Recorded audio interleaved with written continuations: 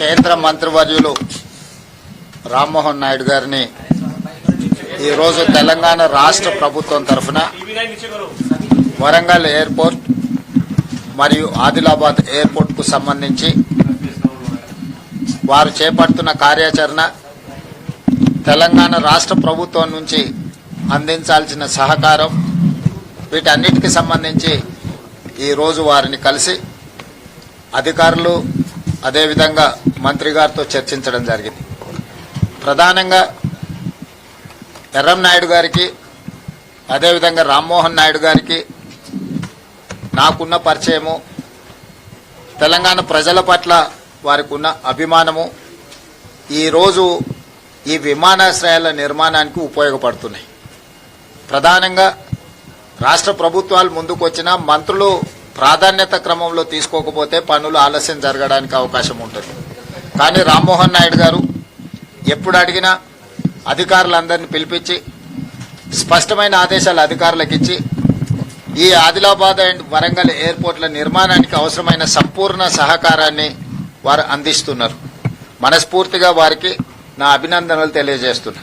ముఖ్యంగా భారత ప్రధానమంత్రి నరేంద్ర మోడీ గారు వికసిత్ భారత్ 2047 దేశానికి స్వతంత్రం వచ్చి 100 సంవత్సరాల ఉత్సవాలు జరుపుకునే సమయానికి $30 ట్రిలియన్ ఎకానమీగా ఈ దేశాన్ని అభివృద్ధి పదం వైపు నడిపించాలని వారు ఒక టార్గెట్ పెట్టుకొని పనిచేస్తున్నారు.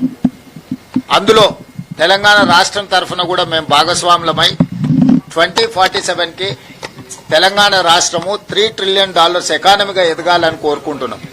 ఈ రోజు దేశ జనాభాలో 2.5% ఉన్న తెలంగాణ దేశ ఆర్థిక వ్యవస్థలో 5% జీడీపీని రోజు కంట్రిబ్యూట్ చేస్తుంది. ఈ 5% జీడీపీని 10%కి పెంచుకోవాలనే విధంగా ఈ రోజు మేము ప్రణాళికలు రచించుకున్నాం. 2034 లోపల $1 ట్రిలియన్ ఎకానమీ, 2047 సమయానికి $3 ట్రిలియన్ ఎకానమీకి తెలంగాణ రాష్ట్రం ఎదగాలని భవిష్యత్ ప్రణాళికలను రచించుకున్నది. అక్కడికి మేము చేరుకోవాలంటే ప్రపంచ దేశాలలో జరుగుతున్న వేగవంతమైన అభివృద్ధికి విమానాశ్రయాలు అత్యంత కీలక భూమిక పోషించబోతున్నాయి. పరిశ్రమలు రావాలన్నా, పెట్టుబడులు పెట్టాలన్నా, ఇక్కడ పరిశ్రమలు ఉత్పత్తి చేసిన వస్తువులను ఇతర దేశాలకు ఎగుమతి చేయాలన్నా అంతర్జాతీయ స్థాయి ప్రమాణాలతో విమానాశ్రయాల అవసరం ఉన్నది. దీన్ని తెలంగాణ రాష్ట్ర ప్రభుత్వం, కేంద్ర ప్రభుత్వం గుర్తించి ఈనాడు వరంగల్ ఎయిర్పోర్ట్, ఆదిలాబాద్ ఎయిర్పోర్టులను తక్షణమే మొదటి ప్రాధాన్యత కింద తీసుకొని నిర్మించి వాటిని పూర్తి చేయాలని లక్ష్యంగా పనిచేస్తున్నాము. జూన్ 2, 2028 నాటికి వరంగల్ ఎయిర్పోర్ట్ అదేవిధంగా ఆదిలాబాద్ ఎయిర్పోర్టును కూడా పూర్తి చేయాలన్న లక్ష్యంతో ఈ రోజు మేము ప్రయత్నం చేస్తున్నాము. తప్పకుండా కేంద్ర ప్రభుత్వ సహకారంతో ఈ 2 ఎయిర్పోర్టులను జూన్ 2, 2028 నాటికి పూర్తి చేసుకుంటామనే సంపూర్ణమైన నమ్మకం, విశ్వాసం నాకు కలిగింది. అవసరమైన సహకారం రాష్ట్ర కేంద్ర ప్రభుత్వాలు ఇచ్చిపుచ్చుకొని ముందుకు వెళ్లడం జరుగుతుంది. ఒక ఎయిర్పోర్టు నిర్మించాలంటే 4 ప్రధానమైన అంశాలు. మొదటిది భూసేకరణ, 2 అనుమతులు, 3 నిర్మాణము, 4వది ఎయిర్పోర్టును ప్రారంభించుకోవడం. ఈ 4 కీలకమైన అంశాల పట్ల ఒక స్పష్టమైన కార్యాచరణ తీసుకొని ముందుకు వెళ్తున్నాము. స్థానిక సంస్కృతి, కాకతీయ డైనాసిటీకి ప్రపంచంలోనే ఒక గొప్ప గుర్తింపు ఉన్నది.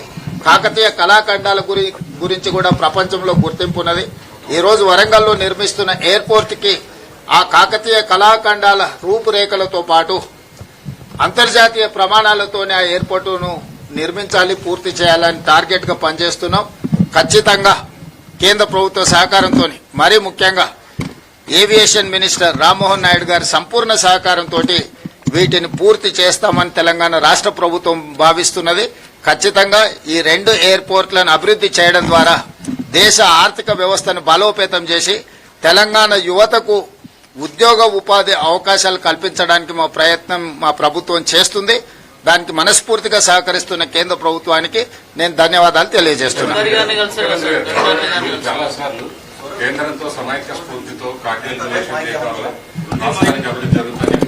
కేరళ ముఖ్యమంత్రి సతీశన్ కూడా ఆ రకమైనటువంటి సో ఆ రకంగా కార్డియల్ రిలేషన్స్ తో పోవడం వల్ల కేంద్ర ప్రభుత్వం నుంచి అవసరమైనటువంటి సహాయ సహకారాలు తెలంగాణకి అందుతున్నాయా? వీలైనంత మేరకు అందుతా ఉన్నాయి. కొన్ని దగ్గరలో సమస్యలు వచ్చినప్పుడు వచ్చి చర్చించుకుంటున్నాం. మీకు తెలుసు, మెట్రో రైలుకు సంబంధించి కానీ లేకపోతే రీజనల్ రింగ్ రోడ్ విషయాలు కానీ పదే మేము ప్రయత్నం చేస్తున్నాం. వీలైనంత వరకు ఎక్కడైనా సమాచార లోపం ఉన్నా, ఎక్కడైనా ఆలస్యం జరిగినా అది చర్చల ద్వారానే పరిష్కారం అవుతుంది. అందుకే పదే నేను ఢిల్లీకి వచ్చి కేంద్ర మంత్రులను కలిసి వారి సమయం తీసుకొని, ఎందుకంటే వాళ్ళ పరిధిలో దేశం మొత్తం ఉంటుంది. ఇప్పుడు రామ్మోహన్ నాయుడు గారు ఉన్నారంటే వారికి వరంగల్, ఆదిలాబాద్ కాదు, దేశంలో పదుల సంఖ్యలో ఎయిర్పోర్ట్ల నిర్మాణం చేయాలి, దానికి సంబంధించిన సమస్యలు పరిష్కరించాలంటే ఎవరు వచ్చి తనని కలుస్తారో, ఎవరు సమస్యలు తన దృష్టికి తీసుకొస్తారో వాటిని వేగంగా పరిష్కరించే అవకాశం ఉంటుంది. అదేవిధంగా కేంద్ర ప్రభుత్వానికి కూడా స్థానికంగా భూసేకరణ విషయంలో కానీ, నిర్మాణం జరిగేటప్పుడు స్థానిక సహకారం ఇవన్నీ కూడా అవసరం ఉంటుంది. ఇవన్నీ చర్చించుకుంటేనే పరిష్కారం అవుతాయి. కొంతమంది గిట్టనోళ్ళు, కొంతమంది సరిపోనోళ్ళు పదే ముఖ్యమంత్రి గారు ఢిల్లీ ప్రయాణం చేస్తున్నారు, ఇన్నిసార్లు వెళ్ళిరు, అన్నిసార్లు వెళ్ళిరు అని లెక్కలు చెప్తున్నారు. ఏది వచ్చినా ప్రజల కోసమే పనిచేస్తున్నాం. నిన్నటికి నిన్న మేము తెలంగాణ రాష్ట్రంలో ఉండే అన్ని పార్టీల ఎంపీలను పిలిచి మేము పవర్ పాయింట్ ప్రజెంటేషన్ ఇచ్చినాం. కేంద్ర ప్రభుత్వంతో తెచ్చుకోవాల్సిన అనుమతులు కానీ, నిధులు కానీ, వాటికి సంబంధించిన సమాచారాన్ని అంత ఇచ్చినాం. స్పష్టంగా చెప్పినాం, అభివృద్ధి జరిగేటప్పుడు రాజకీయాలు లేవు. రాజకీయాలు అనేటివి ఎన్నికలు వచ్చినప్పుడు ఉంటాయి. ఎవరు ప్రయత్నం వాళ్ళు చేసుకుంటారు, వాళ్ళ ప్రయత్నం వాళ్ళు చేసుకుంటారు, మా ప్రయత్నం మేము చేసుకుంటారు, రామ్మోహన్ నాయుడు గారి ప్రయత్నం రామ్మోహన్ నాయుడు గారు చేసుకుంటారు. సో ఈ రోజు అభివృద్ధినే లక్ష్యంగా ఈ రోజు రాష్ట్ర కేంద్ర ప్రభుత్వాలు సహకారంతో ముందుకు వెళ్తున్నాయి. ఈ కార్డియల్ రిలేషన్ కొనసాగించాలని మేము భావిస్తున్నాము. తద్వారానే సమస్యలు పరిష్కారం అవుతాయి, చర్చల ద్వారా పరిష్కారం అవుతాయని తెలంగాణ రాష్ట్ర ప్రభుత్వం సంపూర్ణంగా విశ్వసిస్తుంది. అందుకే పదే కేంద్ర ప్రభుత్వాన్ని సంప్రదిస్తున్నాం, సమాచారాన్ని అందిస్తున్నాం, సమాచారం వాళ్ళ నుంచి తీసుకుంటున్నాం. సో భవిష్యత్తులో కూడా ఈ కార్డియల్ రిలేషన్ కొనసాగుతుంది. సీఎం గారు మనోహర్ లాల్ ఖట్టర్ తో ఏమైనా సమావేశం ఉంటుందా? మెట్రోకు సంబంధించి ఇంకా స్పష్టత రాలేదు. ఈ రోజైతే నితిన్ గడ్కరీ గారిని రీజనల్ రింగ్ రోడ్ ఇతర హైవేస్ మీద కలిసాము, రామ్మోహన్ నాయుడు గారిని విమాన కనెక్టివిటీ మీద కలిసాము. మిగతా మంత్రుల సమయం అడిగినాం. వాళ్ళ సమయం ఉందా లేదా అంటే నేను వాళ్ళ అపాయింట్మెంట్ తీసుకున్నాక రాలేదు, వచ్చినాక అపాయింట్మెంట్ అడుగుతున్నా కొంతమందిని. సో వాళ్ళ ముందస్తు కార్యాచరణ ఉంటే కొన్నిసార్లు ఇవ్వచ్చు, ఇవ్వకపోవచ్చు. ఏదేమైనా పార్లమెంట్ సమావేశాల సందర్భంగా మళ్లీ ఢిల్లీకి వస్తే ఒక 3-4 రోజులు ఇక్కడ ఉండి అందరినీ కలుస్తాం. ఎవరెవరితో సహకారం తీసుకోవాలో తప్పకుండా తీసుకుంటాం. మీడియా మిత్రులకు నా సూచన ఒకటే, అనవసరమైన రాజకీయ వివాదాస్పదమైన అంశాలను ప్రస్తావించకండి. ఇది అభివృద్ధి చేసుకోవాల్సిన సందర్భం. అందరూ కలిసికట్టుగా కలిసి పనిచేసుకోవాలా, ఒకరికొకరు సహకరించుకోవాలా. అనవసరమైన విమర్శలకు దారితీస్తే పని పాడవుతుంది. పనిని పాడు చేసే పని రాజకీయ నాయకులైనా, ప్రజాప్రతినిధులైనా, పాత్రికేయ సోదరులైనా చేయొద్దని నేను విజ్ఞప్తి చేస్తున్నా. Thank you.